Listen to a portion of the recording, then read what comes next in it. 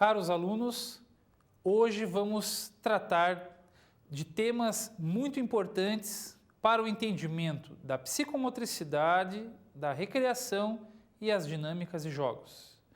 Vamos começar falando sobre aspectos psicanalíticos que influenciaram fortemente a vertente, ou melhor, a subvertente da psicomotricidade, chamada de psicomotricidade relacional, em termos atuais considerada a mais avançada das práticas psicomotoras.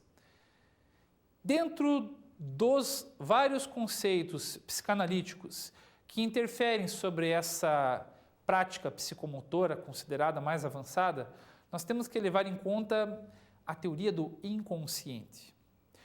Por favor, observe a imagem que aparece no slide, o clássico exemplo do iceberg.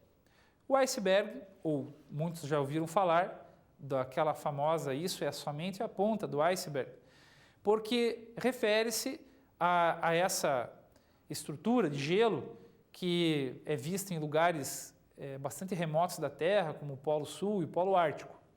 Mas o fato é que quando você avista um iceberg, você vê apenas uma pequena parte dele que está fora da água, sendo que a grande imensa maioria está submerso do iceberg. Toda aquela camada de gelo a gente vê apenas uma pequena ponta. E isso, em termos de, quando se fala em inconsciente, nós estamos dizendo que a maior parte do nosso conteúdo psíquico, ele não fica acessível, assim como o iceberg, aos nossos olhos. Vemos sempre uma pequena parte do conteúdo psíquico de um sujeito, que no caso é a sua parte que está fora da água, a parte que é visível. E essa área nós chamamos de a área consciente, aquela que é mais facilmente palpável, percebível. E por que a gente está falando nisso numa disciplina que fala de psicomotricidade, recreação e dinâmicas de jogos? Primeiro, fato.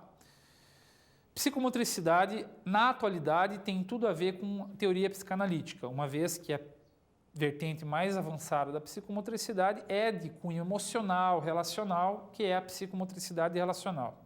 Segundo que recreação é uma recriação, ou seja, nós sempre fazemos algo novo a partir das coisas velhas. E nós, sempre que vamos jogar, sempre que vamos participar de atividades lúdicas, nós trazemos os nossos conteúdos, até inconscientes, para a nossa realização das nossas atividades, dos nossos gestos. Portanto, esse exemplo do iceberg nos remete à questão da importância do inconsciente em nosso psiquismo. E quando uma pessoa faz uma dinâmica de jogos, ela se mostra muito mais verdadeira, porque ela perde aquela preocupação, aquele cuidado que se tem normalmente na realidade compartilhada. Que lá no mundo simbólico, naquele mundo típico do jogo, de quem está jogando, ela acaba se desprendendo dessas regras sociais e acaba se mostrando muito mais. Lembram-se? Quer conhecer alguém como realmente é? Convide-o para jogar, pois ele mostrará o seu conteúdo inconsciente, muitas vezes sem perceber, mas aos olhos do psicomotricista é capaz que ele receba esse feedback, saiba um pouco mais sobre ele mesmo, aumentando assim o seu autoconhecimento. Por isso o conceito de inconsciente é super importante no entendimento de psicomotricidade, de recreação e nas dinâmicas de jogos. Vejam o slide seguinte, que se refere também à teoria de Sigmund Freud, em termos da evolução humana em relação à sua sexualidade, as fases do desenvolvimento sexual. Quando nós vamos tratar da questão das fases do desenvolvimento, nós temos que existe a fase oral, que é o recém-nascido, ou seja, o bebê recém-nascido, a sua zona de desenvolvimento sexual, aqui eu não quero dizer a sexualidade do adulto, né? Mas sim um desenvolvimento ao longo da vida da sexualidade e cujo o aspecto de que existem áreas no corpo que são áreas erógenas e que mudam conforme a nossa maturação biológica. Então a primeira é a boca. Basta ver o quanto os bebês levam objetos à boca, porque ali é uma região muito sensível e isso facilita muito ele conhecer o seu mundo exterior a partir dessas experiências através da boca. Então é uma área bastante erotizada, porque a criança tem a coisa do ser amamentado, da coisa do ser alimentado, então é muito erotizada a região da boca na criança. Depois vem a fase anal, de 2 a 4 anos. Mas por que se fala de fase anal? Porque nessa fase de 2 a 4 anos é onde normalmente a criança desenvolve o controle dos esfíncteres, ou seja, o controle do cocô e do xixi, por exemplo. Só que a criança, quando aprende a controlar isso, ela é muito premiada pelo adulto, né? Que normalmente reforça positivamente.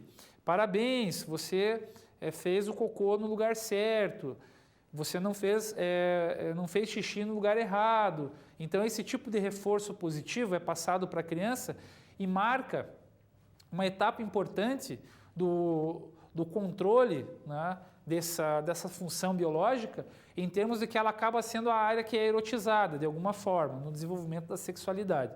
Vejam que isso não tem nada a ver com a sexualidade genitalizada típica dos adultos, mas sim de um desenvolvimento da sexualidade ao longo da vida. Depois temos a fase fálica, dos 5 aos 7 anos aproximadamente. Nessa fase, há uma tendência da criança se voltar ou ter um tipo de atração especial pelo genitor do sexo oposto. Por exemplo, quando o menino tem uma atração fortalecida pela figura materna, a gente chama isso de complexo de Édipo. E quando é o caso da menina pequena, entre 5 e 7 anos, e que tem essa atração mais específica pela figura paterna, nós chamamos isso de complexo de Eletra.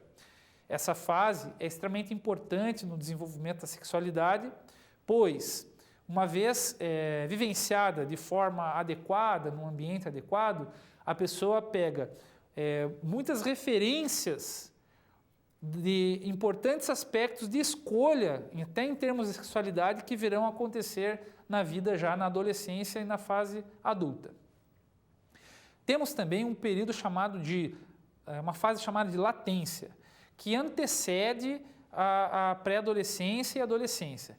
Nessa fase de latência, mais ou menos ali entre os 7 e os 10 anos de idade, a gente percebe, por exemplo, na educação infantil, um aparente desinteresse das crianças do sexo feminino pelas coisas que se fazem pelo sexo masculino e vice-versa. Por exemplo, a tendência é que os meninos brinquem muito de coisas de meninos e as meninas brinquem e joguem bastante as coisas típicas de meninas.